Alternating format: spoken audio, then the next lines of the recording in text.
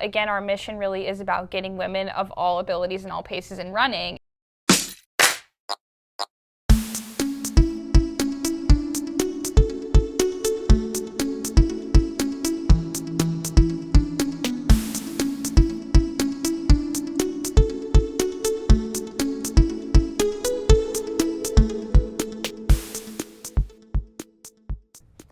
Hello, my friends, and welcome to a special edition of RUNNAH. I'm Juliana, your host, and welcome back to your favorite local running community.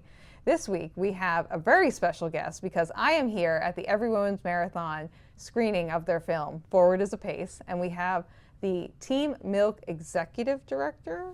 Senior Manager. Senior Manager? Again, ADHD. All good, all good. Alexa D, welcome in. Thank you. Thank you for having me. I'm so happy to be here. It's beautiful here in Falmouth. Oh my gosh, it's gorgeous. You literally came on the most beautiful day, I think, of the entire year. So, like, kudos to you for really just, like, banking it in. It's so nice out today. It's beautiful. This is the kind of weather that makes me want to run. This is the kind of weather that makes me want to get outside. And there were a lot of people out running this morning. I even saw some of the ladies who were upstairs out running this morning. Yes. So, but I'm really excited to have you because we just were at a viewing of Forward is a Pace, which is the short film that Team Milk and the Every Women's Marathon have created in collaboration. And it was a moving experience, you know. The film itself is really amazing. But let's just kind of start with you, Alexa. Sure. Let's start where we start every run episode, which is your personal running journey. Is there an origin story? Is there a Wolverine origin story for Alexa's running?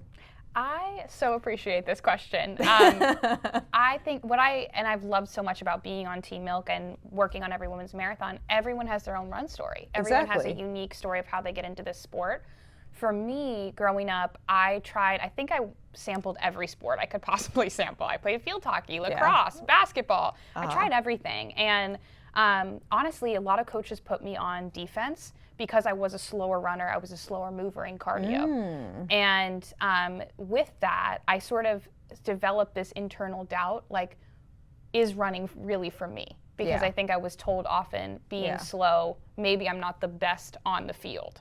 And what I came to learn is I can take control of that myself. And so right around the beginning of high school, I started to go on runs myself, just in my local neighborhood, local community, and I love music, so put my headphones in, got in my zone, and realized I actually love this. The components about it I love especially are being outside, being in nature, and getting into sort of like a meditative flow. Yes. And when I took the barriers off of worrying about what a coach might think of my speed, and I just went into what I can do and kind of take it as an adventure, I fell in love with running. And so I would start to run, and what ended up happening for me over the course of my sports career is I picked and choose maybe a couple sports I loved. I ended up loving golf randomly, but which it took me on a whole, again, nature journey of just being outside. But what I love about running is the access that you can be anywhere in the world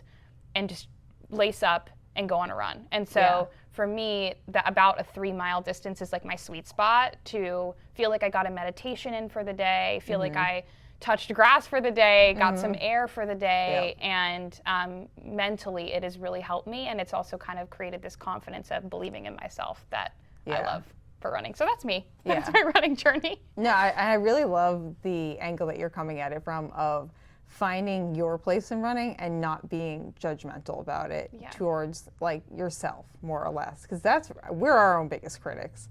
Like, we hear those coaches and they're usually doing it like out of love, out of consideration. Like 9 out of 10 coaches have your best interest in mind and they're trying to just get the most performance out of you. But like, the person who's the meanest to you is usually yourself, and you're the one who's like kind of setting barriers for yourself a lot of the times. And one of my biggest things when it came to running was like letting myself be free and just being like, oh, what do you like about this? Like, and enjoying it and finding, I got to know what songs you started running to. Like, do you have like songs that live rent free in your brain that were like, yep, these are the first songs I started running to? Great question. It is kind of all over the place. The iPod era was very real for me. I would say probably Black Eyed Peas, Let's Get It Started. Oh, yeah, it's a classic. Love that, just like the beat of that. And then they're kind of having a comeback right now, but All American Rejects, like a lot of their Dirty songs Little really Secret. hit for me. Yes. Yeah. Move Along. I have those both on my current playlist. Yes. They are bangers still. So good. They just kind of like light a little fire in you, and I love that.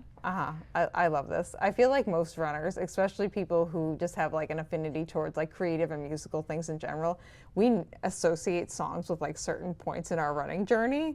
I know, like for me, for my first marathon, gosh, what is the Rascal Flatts song from the Cars movie? Oh, Life is a Highway. Yeah, Life is a Highway. That came out like one of the hardest points in my marathon, and I'm just like, I mentally assigned a song to each marathon because one of them just like sticks with me.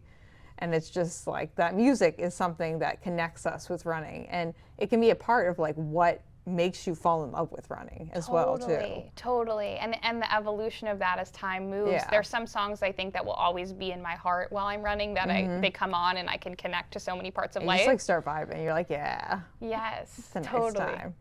It becomes a party. Yeah, it should be a party. And well, speaking of parties, and we're gonna move into this, how did you get involved with Team Milk and the Everyone's Marathon? Were you working for Team Milk previously? Were you working for Everyone's Marathon? How did you get involved with what is now the Everyone's Marathon and being part of Team Milk? Totally. So I've been with Team Milk since we've been in the recent iteration of supporting the run community, which started in 2022. Okay. But backing it up for a second, Team Milk and what we are. Yeah, what are you? We are a team that supports athletes and have been supporting athletes for years and years and years, but Milk itself has been supporting athletes for centuries. Real milk, dairy milk. We all know the mustache. We know the mustache. We love the mustache. Where we are now is we're really the OG performance beverage. And it's really interesting because there are so many drinks in the market of athletics, but milk comes already with 13 essential nutrients that you need to function. We've got B vitamins for energy. We've got protein already innately in the beverage. We've also got calcium, which is great for bone health. We've got all kinds of ingredients that are great for immune health. And so when carbohydrates as well too. Carbohydrates, exactly. And then when you think about chocolate milk as a recovery beverage, it's incredible for rehydration. It actually hydrates better than water. And because it's 80% water, but then the rest is all essential nutrients and carbohydrates that you need to restore and replenish, as well as for muscle recovery. Oh yeah. So it is, and I just love that there are so many sports that have already kind of recognized that chocolate milk moment. But running, it is so incredible because you really need to refuel after you're out there running. So Team Milk, we're out here and we've been in the marathon space for several years, but recently in 2022, we started to show up at all of the big US marathons, and specifically for women in running, because there has been an incredible movement since one of our captains for Every Women's Marathon, Catherine Switzer, ran the Boston Marathon under 261 Fearless, her bib. But there's been, movement for women in running, but we would like to see more. We would like to see spaces that are really, truly inclusive for women. And so we went out in 2022 and started showing up at New York, at Chicago, at Denver, in the expo space, sponsoring women for those races, but also showing up and cheering them on all the way through. We had Team Milk cheer sections at various miles, because the support and also the resourcing needs to be there for women runners, and in a real way. And so since 2022, the mission has evolved, and that came from conversations with lots of real women runners who basically gave us a lot of feedback on, this is what we're missing, this is what we don't have, this is what we don't see. And Team Milk took that to heart. And it's not just about recovering and refueling with us or fueling up with us when you train, but also having spaces that really represent and include all paces and all abilities of women runners. Yeah, I remember seeing you guys at the New York City Marathon when I ran in 2023. And I think I remember you a little bit in Chicago, but I also remember the cheer zone in New York as well too. Yes. I remember that being a thing. So it's so nice to have an organization that is actively supporting women runners, and that like has a recognizable presence that like if you need something as a woman runner, like this is a good place to start looking for those resources, and that you guys are actively putting them out. Because women have very different needs than men, generally speaking, or female identifying human beings. Like one of the things that we've taken away from the Everyone's Marathon, because me and Kathy, who are a big part of the Cape Cod Marathon, like to steal things from other marathons, is we're going to start including like tampons and pads at all of our aid stations. Yes. Because we're like, why weren't we doing that before? That is something that, and I love that you said why weren't, because we heard that it's feedback. Like, why were we not doing that? Yes. It's not hard. It's not like we probably only need like 10 of each at each aid station, because like how many people are probably gonna like not bring one with? I know when I'm on my period, I always bring an extra tampon with me when I'm out running, just in case. You never know. Right. But like, we want to be able to be there for the ladies too, and the female identifying people who need that. Totally. At like mile 20, when they're like, oh shit, like I need something, like someone help me. It's like, yeah, we want to be there. But totally. For you guys, what has it been like kind of hearing back from the ladies who are running with you and adapting to things and providing for what maybe wasn't there before? It's been incredible. It's been I get chills talking about it every time, because it's such a joy in all of our team that's designing this experience, Every Women's Marathon, and all the materials that come with that, because we really believe in creating a community across the country of women who feel supported in running and providing those resources along the way. And so I think in terms of the conversation and the channel, we are just an open channel for feedback of what women are looking to see in running and seeing how we can best incorporate that. And we can kind of get into some of the different details of race design that we've made intentionally for addressing those concerns. But essentially, we've been on this journey of showing up at real marathons, sponsoring real women to run, fueling them with milk, and then learning we can create this space that doesn't exist, and hopefully we inspire others. And so I really love your point about things you want to incorporate in Cape Cod, because we're hoping that some of these design elements do inspire other races to make more inclusive experiences. Yeah,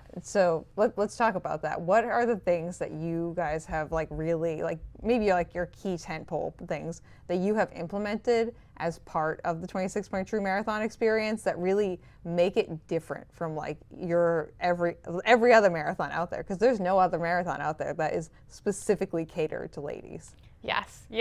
So I would say it comes in a few categories. One is ultimate girls trip and vibes. Well, I mean, the vibes have to be immaculate. The vibes have to be fabulous. They have to be on point. Yes, because and we were chatting about this a little earlier, but making running a party, making it joyful is something that we hope will be there. And I understand when you're running 26.2, sometimes it doesn't feel like that all the time. It's an up and a down. Yes. There are some party moments, and there's some like not pity party moments that are happening. And you just gotta ride the roller coaster sometimes. Yes, and so we want to make sure that it feels truly like a joyful, fabulous, fun community experience. Whether you're coming solo or you're coming with your girls to our Every Women's Marathon experience, you're gonna have support, you're gonna have party moments, you're gonna have cheer sections, you're gonna have all that good stuff. So that's sort of one category. And then accessibility is really important to us. Yes. In course design, in weekend experience design, and all of that. And so some key elements that we really feel core to our program: very long finish time, as long as we can possibly negotiate. So we've got 7-hour 45 right now as our finish. And for us, it's important because we want slow runners and we want first timers to feel equally welcome as anyone would be in running a marathon distance, and celebrated along the way. So making sure that we have fuel stations and cheer sections as loud throughout that entire experience. And open the whole time too. Open the whole time so that you're really getting the best of the marathon experience at every pace. And then in terms of catering to women specifically, we like to call them our VIP amenities, but making sure that we have bathrooms that are stocked with menstrual products and women's care products throughout the experience, because it was something that we noticed was not available on other courses and had heard was not available. Another one is like just celebration of different women's run clubs and making sure that we share out those run clubs, because as you're starting to join the sport of running with other women is so empowering and so joyful and exciting. And so making sure we're connecting the dots of, we are a national program, but there are many, many local run club partners, Falmouth Run Club today, which we love and so appreciative. We feel welcomed when we travel and share our Every Woman's story across the country, and we want to make sure that those local partners are also feeling excited and welcomed on ground, and recognizing that you can come solo or you can come with a pack and still feel that girls' energy throughout the weekend. And then honestly, resourcing in terms of coaching and training guides is really important to us because when you're starting your marathon training journey, I think it's hugely important to feel like you know where to go for questions, concerns, and there's no bad question. You're trying something that is truly, could be very challenging. It should be challenging. If it's not challenging, you're doing something wrong. It's very challenging. You might be cheating the course at that point or something. You know, it's a daily challenge. And so it's hard. How can we make something that is approachable but also welcoming to ask questions? And so we designed 3 training guides with expert coaching and expert dietitians. We have our beginner guide, our intermediate guide, and our advanced guide. So if you are a frequent runner or this is your first time, you have resources to come. They're totally made available free through everywomensmarathon.com. But beyond that, we also have coaches and expert athletes on our team that are available for Q&A and questions. So that's a little bit of our... Yeah. And so my follow-up question to that has been, is that have there been any suggestions, comments, questions, concerns that have taken you by surprise that either were just surprising in general or were surprising and then had like a robust, resounding like response where people were like, yes, this is what we wanted, but it was just like an odd request to begin with or something you just weren't expecting that people would be requesting or would want potentially as part of their experience? I think the questions that we've received are all, like, nothing has really shocked me because I think that... I think yet is a good thing to put in front of that. I think yet is good because, you know what, like I said, we welcome feedback and we welcome questions. We want to design something that is truly fun and fabulous and supportive along the way. Now for you, has there been either one or a few standout moments where you've really thought to yourself, this is exactly why I'm doing this? Yes. Would you like to talk about one of them maybe? Or you can just say yes. Yeah. I feel like there are many. One that calls to mind is, she's actually captured in our documentary, but Lisa, she's ran 7 marathons, 7 continents, 7 days. 212 marathons by the time she's running our race. Freaking wild. Just that alone, that story is so incredibly inspiring. Yeah. I think the joy and the positivity that she spreads throughout her experience of running our race, and it's captured in the film, but she really authentically goes out and says, run happy.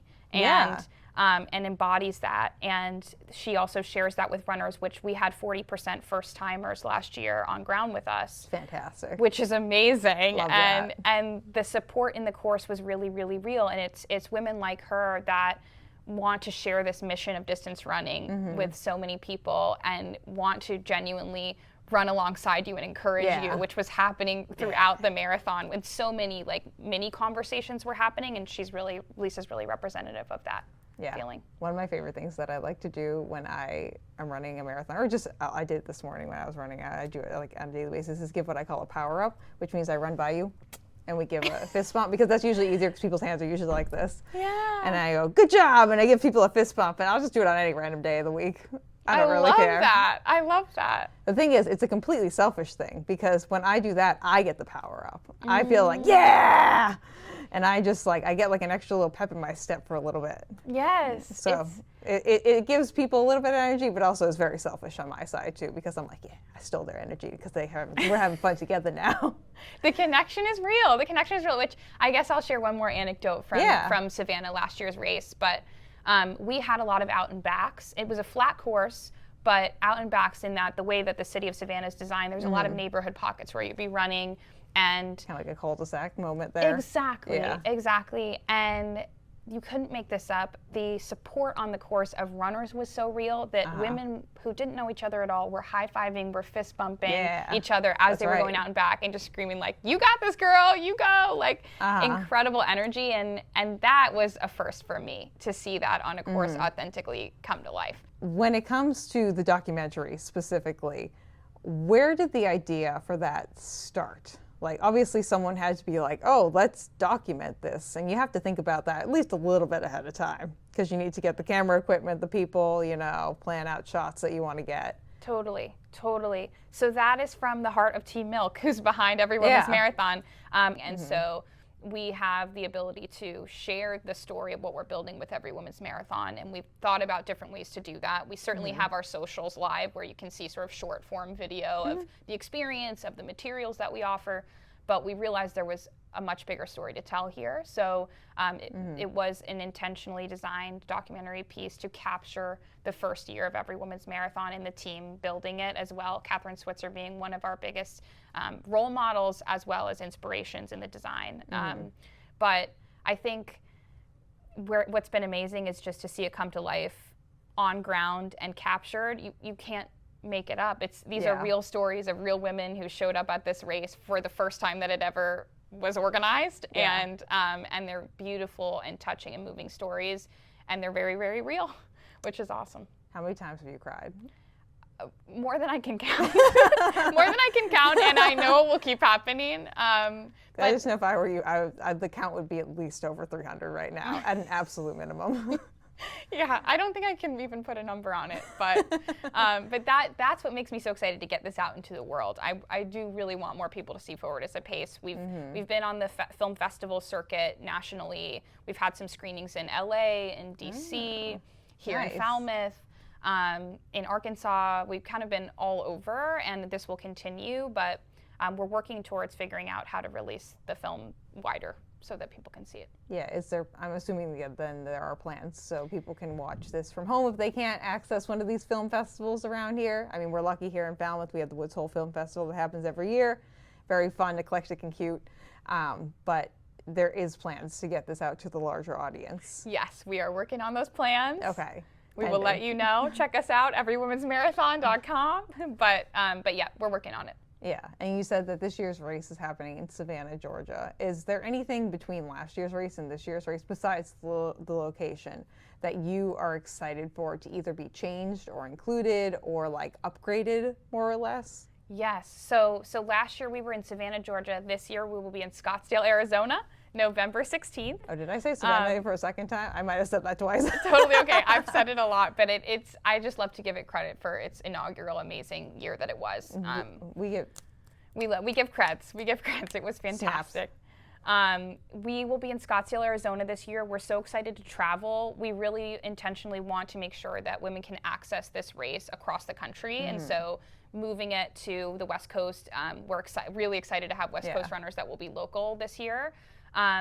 We are, in terms of this year's energy versus last, we want to keep the exact same joyful girls trip vibes that we built last year. Yeah. And we want to take it up a little notch. We're hoping that more women will come join us.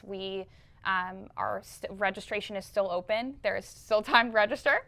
Yeah. And in terms of on ground, it will be a very similar format. We're going to have a wellness fair and expo on ground that will have yoga and expert-led panels and shoppable experiences and generally just girls' joyful vibes, in that there'll be music in the space. And so we're really calling that our wellness fair and expo. And then the race itself, this is exciting. We're net downhill course this year. Last year we were flat. We're net downhill. Nice. That also came with just the idea of wanting to really be accessible to all types of runners and first timers. We will not have any hairpin turns. We're really just trying to be an open course that is navigable and will give you a little bit of the Sonoran desert energy. Definitely beautiful vistas and experiences throughout the course design, and the map is live. We're pre-promoting that, so you can take a look and see if this looks appealing or joyful to you. Hopefully. Your choice. Yep. And the other piece is our Finish Line Festival, which I love. It's like a big party, and we're working on details for that now. More will be released very soon, but it'll be the same energy of last year, where you're wrapping up that course. There's going to be food and fueling and chocolate milk, and then there will be a concert experience on ground to really dance and experience or sit comfortably wherever you are in your marathon journey at that point. But we want to celebrate with a real party, so there will be a concert at the end as well. All American Rejects? You know, I can neither confirm nor deny. No. That would be honestly a pretty good pull. The one thing that I really, really love, and we did this last year, is we celebrate women artists because it is every women's marathon. That's probably a good point. Yeah. It is the ultimate girl power and empowering party. Kelly Clarkson, then. We'll just keep the guesses coming. Keep the guesses coming. But that will be shared very soon, hopefully. Ooh, well, I look forward to that. That sounds like a lot of fun. Now, if someone is still like a little bit on the fence, so like, I don't know if I want to run this for me race or not. I don't know if the marathon distance is for me. Like, I'm maybe considering myself a runner, maybe not. Us runners are absolutely horrendous about saying that we are runners. But what would you say to someone who you want to convince to run this race, who you are like, my friend, you can do it, you should do this race? What would you tell me if I was like in that kind of like teeter-totter mindset? I'm going to quote two of the incredible ladies from our film, Forward is a Pace. Jess, who just shared with us, you can do hard things. That's a running mantra. And also Lisa, who says, run happy. Yeah. I think that we are somewhere where you can come and really experience happiness in running. You're going to have cheer sections. You're going to have women on course supporting you. You're going to have the incredible power of like the party atmosphere that we put together. It's truly a happy experience from the moment you touch down in the Every Women's Marathon destination. And then beyond that, the challenge of a marathon is remarkable and is something that no one can ever take away once you accomplish it. But the ability to do that in the course time that we've got at Every Women's, where we have a 7-hour, 45-minute cutoff, you can walk that race. If it is something that you're looking to accomplish and try. So I think we're inclusive and accessible, and we're also really, really fun. And that combination is pretty great. I feel like the only downfall of this race, as far as I can tell, is that when you leave the race, you're sad because the race is over, but then it convinces you that you have to run it again next year. So. Well, the thing also to add to that is, and Jess shared this earlier, but you make friends along the way in the Every Women's experience, in the training of it, in the run clubs that you encounter and experience, and then when you're on ground, you make new friends. Yeah. And I think that has been one of the most delightful parts, is not only in our team that's putting it on, but the communities we meet, we make new friends along the way, and they become really real friendships because you are tackling 26.2 at the end of the day. Yeah, whether that's like 3.5 hours or that's 7 hours and 45 minutes, you are out there on this course with these people and you are forming some kind of bond with them. Yes. And it sounds like for most people, especially at this race, a very positive bond. And I can definitely get behind the making friends at a marathon start-finish line and like somewhere in between zone. Yes, yes. And there's a lot of sort of like, especially with social media, staying in touch and staying connected, even if you're not from the same state, it really does. Yeah, for sure. Yeah. I think it's a lot of fun. Yeah. Yeah. Well, thanks for telling us about that. We'll wrap it up with my favorite little segment, which is, what shoe do you choose to use? So if you can just tell us a shoe that either lives rent-free in your brain forever and ever and ever, or your favorite shoe. Yes. What is the shoe that you just like, is your brain's go-to when you think of your favorite shoe? Favorite shoe has to be the Saucony Triumph. I have the 22s. They are like a cloud. They are like walking on a slipper. I love them, and I'm excited for the 23s. I'm excited to try them out. Do we want to shout out the Every Women's Marathon shoes as well too? Yes, so Saucony is our official partner this year, shoe partner. So definitely go ahead and visit our socials and you can take a look at their beautiful shoe design. But we're really happy to have them on as partners, and they've been incredible to work with. I'm very excited to go see what the shoe looks like too. I love a fun shoe. Yes. Yeah. And if people want to find out more information, I'll link this down below, friends, if you'd like to get more information. But why don't you just tell us maybe the website and the socials, and then if people have questions for you, if you have an email address or some other contact information you'd like to share. Yes, yes. So everywomensmarathon.com, you can find all our resourcing and where to sign up and be a part of Team Milk and this amazing marathon experience. You can also find us at Every Women's Marathon on Instagram and TikTok. Please feel free to send us DMs. Our DMs are open. We love Q&A. We love feedback. We love to hear from you. So you can find us there. Awesome. Well, thank you so much for being on. This was so nice. Thank you so much. Yay. And friends, if you'd like more information from me over here, you can hit us up at RUNNAHpod on Instagram and then runnahpod@gmail.com. If you have any questions or something gets lost, I can always forward stuff over to them as well too. So, but thank you all for being here, and we'll see you on the next episode of RUNNAH. And that's it. Bye, friends. Bye. Nice. Woo! We did it! Thank you for listening to this episode of RUNNAH. This podcast is edited, hosted, and produced by me, Juliana Coughlin. Brought to you in part by the Falmouth Running Club and the Falmouth Community TV station. If you'd like to connect with us, you can find us on Instagram and on TikTok at RUNNAHPod, and you can send us an email at runnahpod@gmail.com. And our original theme music was brought to you by the one and the only wonderful Jeffrey Hutton. And keep up the great work. I'm proud of you.